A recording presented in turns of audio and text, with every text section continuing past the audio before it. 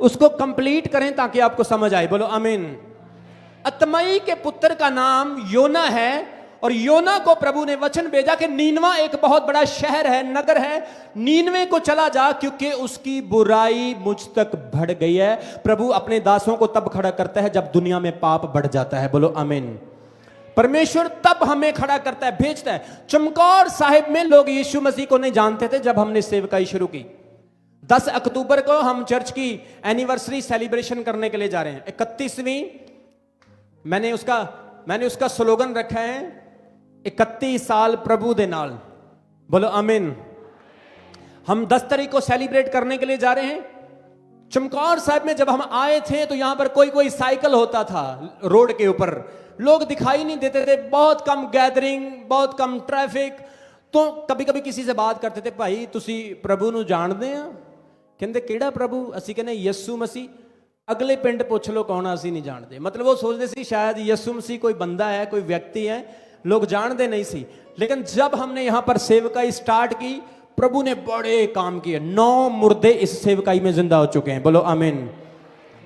लाखों लोग चंगाई पा चुके हैं, 9 मुर्दे जिंदा हो चुके हैं। एफिडेविट्स उनके हमारे पास हैं, उन रिटर्न में उनकी गवाहियां हमारे पास है।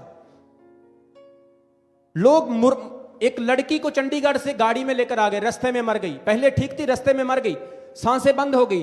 प्रार्थना की, आधा घंटा प्रार्थना करने के बाद उसके अंदर सांसें आ गई। लड़की गाड़ी में आई थी, खुद चल कर गई। बोलो आमीन। 25 सेक्टर चंडीगढ़ में उसकी लकड़ियां इकट्ठा कर दी थी कि इसका शमशान घाट में आज संस्कार करना है। लड़की मर गई, फोन कर दिया भाई लकड़ी इकट्ठी कर लो। लेकिन ये प्रभु के अद्भुत काम है। प्रभु चमत्कार वहां पर करता है जहां पर जरूरत होती है। तक्के नाल काम नहीं होते, जबरदस्ती से काम नहीं होते। अगर आप कहीं पर चमत्कार करना चाहोगे नहीं होगा, लेकिन जहां पर जरूरत है प्रभु वहीं पर काम करेगा। बोलो आमीन। इस चर्च में जरूरत है चमत्कारों की, इस चर्च में, इस इलाके में जरूरत थी चमत्कारों की, इसलिए प्रभु ने यहां पर चमत्कार किए।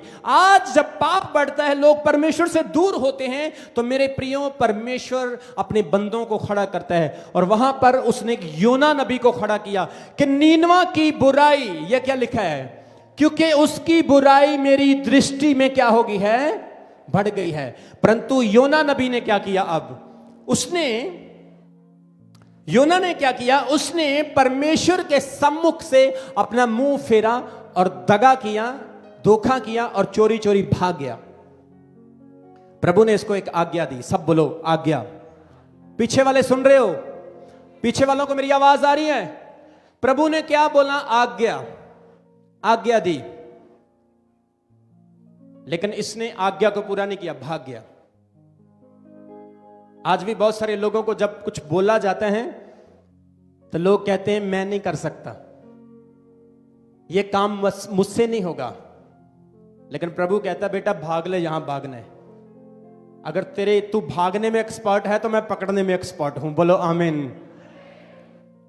योना नबी भाग गया और जाना था नीनवा को। तरशीश का जहाज का भाड़ा लेकर जहाज के ऊपर चढ़ गया। और वचन में लिखा जैसे ही जहाज के ऊपर चढ़ा है, शिप के ऊपर बैठा है, प्रभु ने एक समंदर में बहुत बड़ी आंधी ला दी।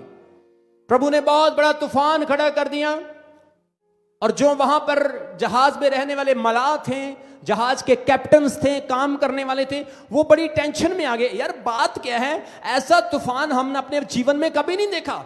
उन्होंने अपने लंगर डाले, रस्सियां, अपने बांस डाले, लेकिन जहाज कंट्रोल नहीं हो रहा था। जितना भी राशन, सामान, जो कुछ भी वहां पर पड़ा था, उन्होंने सब समंदर में फेंक दिया, लेकिन जहाज फिर भी हल्का नहीं हो रहा था। फिर उन बंदों ने अपने अंदर एहसास किया कि हमारे बीच में कोई ऐसा बंदा आ गया है जिसने पाप किया है, जिसकी वजह से ये तूफान, ये आंधी आई है। आज प्रियो परमेश्वर आपको सिखाना चाहता है कि कुछ आंधियां अनाज्ञाकारी की वजह से आती है। कितने लोगों को मेरी बात समझ आ रही है?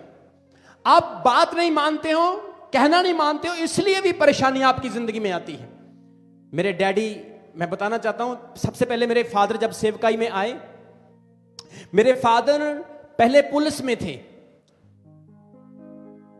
और उन्होंने पुलिस की नौकरी छोड़ दी। उसके बाद उन्होंने अपना एक बिजनेस शुरू किया, साउंड का। ये जो साउंड लगा हुआ, ये बिजनेस करते थे फादर साहब। बहुत पुराने पुराने बड़े बड़े कलाकार, सिंगर्स जो होते थे, उनके साथ काम करते थे। हमारा अच्छा बिजनेस, अच्छा कारोबार था। और हमारे जीवन की जो गवाही है, शमी जो मेरा छोटा भाई शमी है, वो बीमार हो गया था, उसकी पूरी बॉडी के ऊपर कोड़ पड़ गया था और सियाने, तांत्रिक, डॉक्टर सब जगह पर हमने ट्रीटमेंट करवाया, लेकिन शमी ठीक नहीं हो रहा था। 5 दिन का था ये और इसको हीलिंग नहीं मिल रही थी। इसकी कंडीशन इतनी खराब, सब बोल रहे थे ये बचेगा नहीं, मर जाएगा। कपड़े भी इसको पहना नहीं सकते थे, इतनी बैड कंडीशन हो गई थी इसकी। हमारे पास एक प्रभु का दास आया, उसने मेरी मम्मा को कहा कि आपको प्रार्थना करवानी चाहिए, अगर कहो तो मैं एक पास्टर को बुलवाता हूं। लेकिन मेरे डैड पास्टर से नफरत करते थे। डैड बोले अगर कोई पास्टर हमारे घर में आ गया तो मैं उसके घुटने तोड़ दूंगा, क्योंकि पास्टरों से नफरत थी। जाहिर है कि जो बंदा दुनियावी होता है, संसार में होता है, वो प्रभु के लोगों को पसंद नहीं करता है। बोलो हालेलुया। वो प्रभु की बातों को चंगा नहीं समझता, अच्छा नहीं समझता। लेकिन जो औरतें होती हैं, मैं सल्यूट करता हूं, औरतें विश्वास में सबसे पहला कदम उठाती हैं। बोलो हालेलुया। आदमी थोड़े से जहरीले होते हैं, इनके अंदर विश्वास कम होता है, क्योंकि दुनिया की बातें खट्टी मिट्टी खा खा के फिर उनका मन वैसे ही बना होता है। लेकिन औरतों के अंदर एक फेथ होता है, बिलीव होता है। और मेरी मम्मा ने चोरी चोरी बुलाया और पास्टर आए, उन्होंने प्रार्थना की, तेल लगाया, और मैं बता रहा हूं थोड़े दिनों के अंदर अंदर शम्मी का शरीर बिल्कुल रिस्टोर हो गया। और मेरे फादर साहब पूछने लगे कि रानी तूने क्या किया, बिल्कुल ठीक हो गया ये, क्या कौन सी मेडिसिन दी, कौन सी दवाई दी? बोली कि हमारे घर में गुस्सा करना एक पास्टर आया था, उसने तेल दिया, प्रार्थना की, आज शम्मी बिल्कुल ठीक हो चुका है। फादर साहब ने बिलीव किया, हमने घर में बंदगी रखवाई। जब घर में बंदगी हुई, बहुत सारे लोग आए, लोगों से दुष्ट आत्मा निकली। दुष्ट आत्मा निकलने के बाद डैडी ने और ज्यादा विश्वास किया। विश्वास करने के बाद कई महीने, कई साल तक डैड चर्च जाते रहे और यीशु मसीह आते थे, डैड की बाजू को पकड़ते थे और इसे खड़ा कर देते थे। और जब ये खड़ा होते थे तो लोग देखने लगते थे ये क्यों खड़ा हो गया, किसको तो किसी ने खड़ा किया नहीं। फिर ये बैठ जाते थे। फिर प्रभु यीशु आना, प्रभु ने इनको बाजू से पकड़ना, फिर खड़े कर देना, फिर इन्होंने बैठ जाना। तो इन्होंने अपने पास्टर से पूछा कि मेरे साथ ऐसा होता है कि जब मैं चर्च में आता हूं, यीशु मसीह मेरे पास आते हैं, मुझे बाजू से पकड़ते हैं और खड़े कर देते हैं, तो इसका मतलब क्या है? तो पास्टर ने कहा कि प्रभु तुझसे अपनी सेवा लेना चाहता है। सो डैडी ने कहा प्रभु की सेवा करना मेरे लिए आसान काम नहीं। मैं कहां वो दुनियावी बंदा, पाप करने वाला बंदा, लोग बोलेंगे 900 चूहे खा के बिल्ली हज चली, अब मैं सेवकाई नहीं कर सकता हूं। तो इस बात के लिए फादर साहब प्रभु से दौड़ते रहे। इनका बिजनेस फेल हो गया, साउंड का बिजनेस फेल हो गया, इलेक्ट्रिशियन का बिजनेस फेल हो गया, पुलिस की नौकरी चली गई, हमारे घर में गरीबी आ गई, लाले पड़ गए, खाने को हम मोहताज होने लगे, क्योंकि प्रभु से भाग रहे थे। आज योना भी प्रभु से भाग रहा था। योना कह रहा था मैं प्रभु की बात नहीं सुनूंगा। आज आप में से भी बहुत सारे लोग हैं जो प्रभु की बात नहीं सुनना चाहते हैं, जो प्रभु की बात को अपने मन में जगह नहीं देना चाहते। प्रियो, जब प्रभु आवाज देता है, उसकी आवाज आपको तो बदलती है, आपके घरानों को भी बदल देती है। बोलो आमीन।